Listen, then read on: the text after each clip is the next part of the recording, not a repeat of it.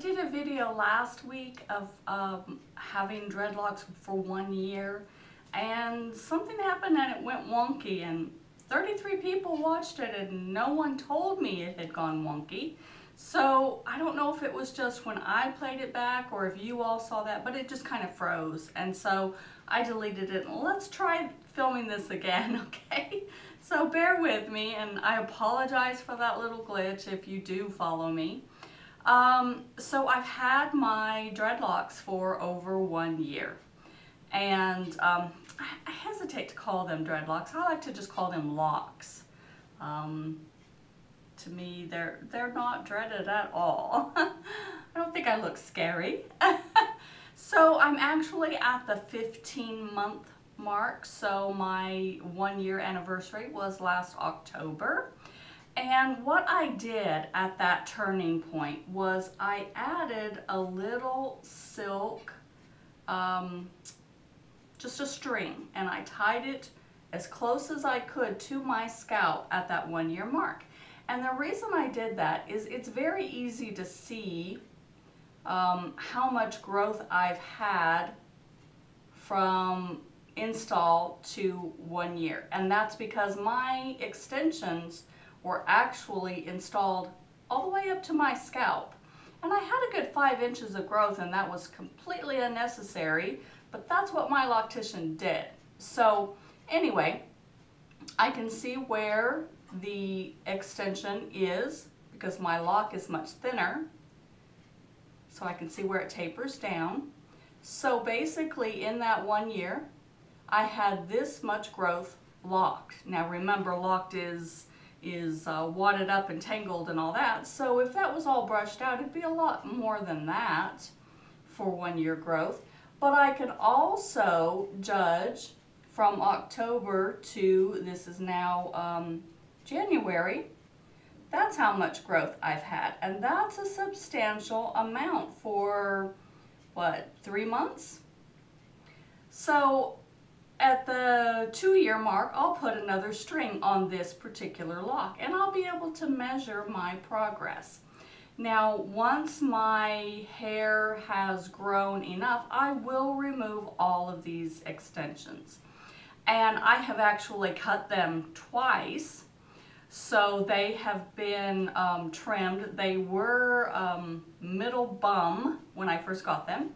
And then if you follow me on the groups and such, I cut them to this length and brushed out my tips again. So that, yes, that can be done very easily. You just want to cut at an angle. So take your actual lock, put your scissors in, cut at an angle, and then you can brush out. Now if you want blended tips, you can just cut straight across and leave it, and that will stay. I prefer the wispy ends because I like to have some soft hair there, and I do like to do my curls, and just release the video on how I do those. And I have actually removed several of my extensions, just completely removed them, just because I want to be able to see how long my hair would be. So that right there is just my lock. So if I removed my extensions, that would be my top layer. And then somewhere in here I've got one, let me find it, scoot over actually into the mirror. I'm looking into the camera, so that makes it hard to see. Well, if I can find it in all this tangled mess, there we go. So, because I was growing out a pixie, of course, my top is going to be a different layer. So they would be from here to there if I remove them all. And that's not a bad length, it's just not what I want this particular time. I like having a little more length, like to be able to curl them. I think that if I removed all of the extensions and kept it curled like this, I think that would be a beautiful style. And I might do that. I toy back and forth with that quite often. wondering, should I just take them out? And I have a few over here underneath that I have removed. And taking those out just kind of lightens up the weight and gives me a little more definition, layers that show in my style, whether it's curled or not. I like that. So here randomly around, I will just remove an extension and have just my actual lock, and it just, you know, gives it more layers. And I like that. So you can see what a mature lock looks like, and you can tell there isn't a lot of loose hair that shows along the scalp, and that's just because I'm very diligent about my root rubbing, and I have shown you methods that I use. One of the methods that I use is just taking the silk scarf against the root and rubbing that, and that kind of puffs that up so that you don't have thinning roots.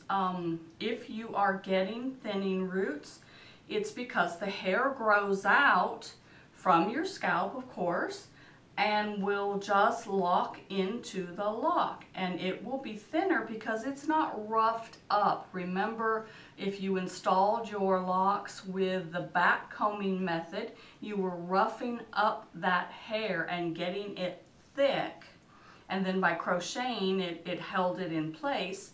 So you won't get that thickness on the roots if you're not roughing up that hair. And that's why I showed you that silk scarf method. It roughs up the hair. Another way, if you don't want to buy anything or use anything, is you can just use your fingers. No reason why you can't. I've tried those little crocheted ones. I didn't get any results from that. So I'll just show you real quick. This was showed to me before I got my locks. This was also showed to me by my loctician. Just gather up any loose hair that you see. So I like to leave a little bit of these wispies. I think that looks very romantic, especially since I curl my hair. So just grab any wispies that you want into the lock that are, make sure you've checked your lines. Okay, take that, push it against your scalp and rub in a clockwise motion, okay? Always clockwise, because that is the direction your hair grows. And that roughs it up and gives you a nice fluffy base, okay? Then take your other hand, put it against your scalp, pinch it, hold that out about an inch, push it down into your palm and rub it. And just rub it. You will actually feel when it is locked up, because it won't feel fluffy anymore. You'll actually feel that nice thin cylinder form. And I will do that all over my head. And I just, you know, tip it upside down, and that's what I do. And I'm going to turn around and just let you see. You can still see parts all through my hair. No professional maintenance. Once in a while, because that has to be done quite a bit, after I do that, I will take a crochet hook and just kind of go in to hold it in place. That's locked it in, and it will hold there and help the hair lock in to the lock, lock into the lock.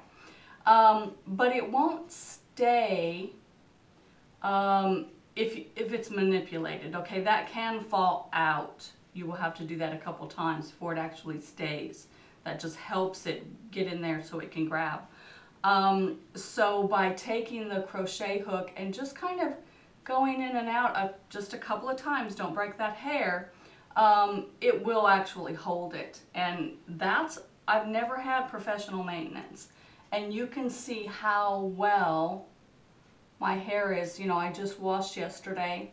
You can't see any loose hair just hanging about. Now I do have some, but when I wash it, it just grabs onto the locks near it, and you don't see any of that. So I know that it's time to wash when I start seeing those loose hairs hang out there. It's just like, okay, they need to grab onto something, so I'll wash my hair. And they grab right on. So I've done very, very well with maintaining myself, I think, and I've never had to pay anyone to do that. So if you remember, if you have followed me and you remember, I started with, well, I left the loctician with the entire top of my head done because she'd spent 8 hours and $350 of my money doing these, and I just knew that I could finish them off myself. There was no reason to pay her an additional third day to come back and relock the top of my hair. So I did the top myself, and I left out the bangs. And a lot of people love that look. You're able to have, you know, a style, and it's kind of softens around the face, and yes, it does all that. For me, it was a headache because I was always with my hands in my hair, always, which I do anyway with my locks, let's be honest, but I made them greasy because I was always, they never hung just right. I literally had to wash my hair, my bangs, and blow dry them, you know, with the brush, and cover my head with a towel and spray them every day. And I didn't get locks for that. I got locks because I didn't want to have to fool with my hair. And I don't. I wanted to just get up and just, you know, look good without having to do anything to my hair. And I literally just get up and flip my hair and I'm done. I will put on makeup most days. More often than not, you know, I'm getting more used to my face without makeup. And when I'm sitting just at home, I will not wear it sometimes. And that's a big deal for a woman my age. We were raised that you fixed your hair and you put on your makeup every day, whether you were going anywhere or not, anyway. But, so that wasn't what I got locks for. I got locks because I didn't want to have to fool with my hair all the time. I didn't want that 2-hour style and spray it to death and then it just fall 2 hours later. So I locked up my bangs too, and I added extensions to them. I made, you know, got some human hair and made extensions for the bangs, you know, because they were to here. And they were so short, or are so short, that I do have to occasionally get the crochet hook and, you know, weave those loose hairs back into the extension, because, you know, when they're short, it is a little bit harder. It takes a little longer to lock up. But it is really interesting, especially for newbies, to see what hair looks like once it's mature, once those locks are mature. And do the lumps and bumps eventually go out? They all did, except for, I think I have 2 locks that still have the lumps and bumps in them. And yeah, I probably could have taken a crochet hook and fixed those, but I just didn't care. So I only have 2 locks that are really bumpy, and the rest of them are pretty much, you know, all the same, all the way down.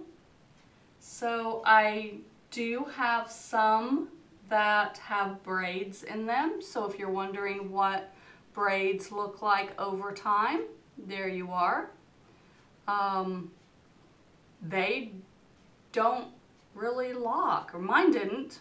15 months and it's not locked. I've had to take a crochet hook and go through it to kind of tighten it up because the hair will break and stick out of the braid. So I kind of try to neaten that up a little bit. And I do have several braids through. Excuse me. And I could literally, and I did, when I trimmed my hair, I had to be sure that I had enough of a locked portion under the braid to hold the braid, because the braid, one of them I cut at the braid and it just came undone. Just came undone. It had not locked in any way. So if you're considering putting in braids and leaving them for them to lock, just know it's going to be a very long process, 15 months, and that hair is not locked. I could cut that right there and it would just unravel all of it. So if you're not sure whether this is something you want to commit to long term, that might be the way to go. But if you want locks, no, braids are not going to lock up very easily. I'm sure they will. They just haven't yet. 15 months, have not yet. So some of them are very, very fat and then thinner where this is my all new growth. And that's because of shrinkage. You know, they shrunk up and got fatter there. And so this is, as it grows out, you know, it hasn't shrunk up and got fatter. It's just kind of staying. And that's nice, because once I take off my extensions, I will have those very uniform locks in all of that new growth. So I hope you appreciate these videos, and if you're considering locks or you have locks and you just want some lock porn, there you go. And I've got pieces that I put in there and I leave that are metal. Even when I wash. Most of my beads I take out when I wash, because I don't want any rot underneath. These are very, very thin, and that's the only reason why I can leave those in. Any kind of thickness, and yeah, you're going to get root rot underneath the beads, because your hair cannot dry under there. Okay? So, have any questions? Write them down below. Be sure and give me a thumbs up. Share with your friends if they're interested. Okay? Have a good day.